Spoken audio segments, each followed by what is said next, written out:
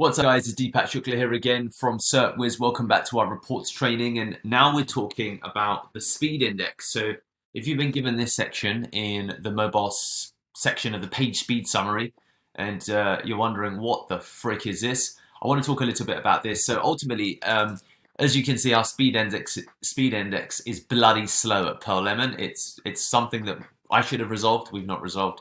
So as it says, it shows how quickly the contents of a page are visibly populated. So the important part is visibly. So this is much more powerful a kind of UX metric, because this is at the time at which a first text or image is painted, but it's not something necessarily that a user would cognitively see. The speed index is really a real-time, estimation of what a user might actually see visibly, and that's why it's so important. If we go over to the Lighthouse Report, which is where we pull from, your speed index is a comparison of your page's speed index and the speed indices of real websites based on data from the HTTP archive. Okay, and as you can see, we are massively red slow, which is crappy, and it's, as it says, how quickly content is visually displayed during page load.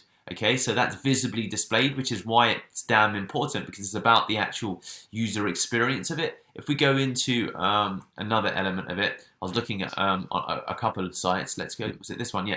Speed index focuses on what a visitor sees, okay? As a page grows and loads a lot of content that's not visible to the user or off the screen below the fold, the time to reach the load event is extended even if the user visible content has long since rendered. So the speed index is about what people see, okay? And speed index is a very practical metric that can be used to compare the experience of different pages and track their performance as users perceive it. So it's all about the actual practical perception, okay? So the speed index is about what people can see, which is why it's so important, measuring visual progress, visually complete. So this is, we have two interesting milestones for user experience. How is the speed index computed? The video recording of the page loading is decomposed into frames. So it's actually a video recording of the page load. I remember Paul Lovell telling me about that as well, and I bloody went over my head at that time. I say went over my head. I wasn't paying as much attention as I am now. This results in a frame-by-frame evolution of the visual progress ratio for the tested web page. Okay, so fundamentally, as you can see here, how to interpret it. Now you know how it's calculated, you can guess how to interpret it. The lower the speed index, the faster the tested page is perceived. And then the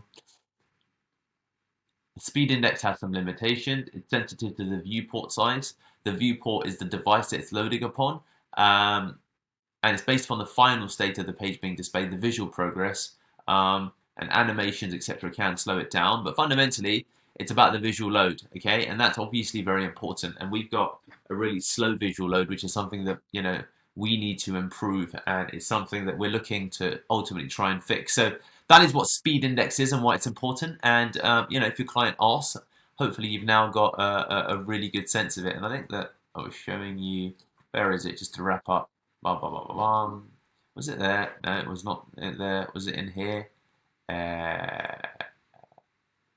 Speed index 2.9, ours is definitely not 2.9. Where is it that I saw?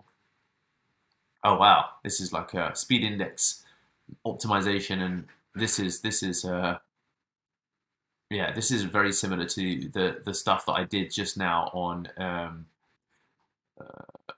first contentful paint. So refer back to that and you'll get some more insights here. But it looks like Holistic SEO have put together a fantastic blog on the speed index, about lazy load, progressive imaging sections, clean unused code.